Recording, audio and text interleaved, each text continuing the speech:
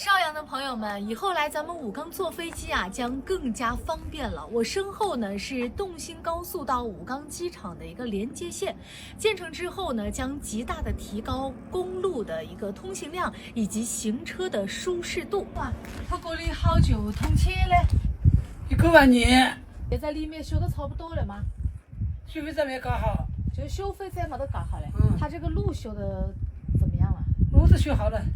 连接线采用的是4车道高速公路的标准，设计速度100公里每小时。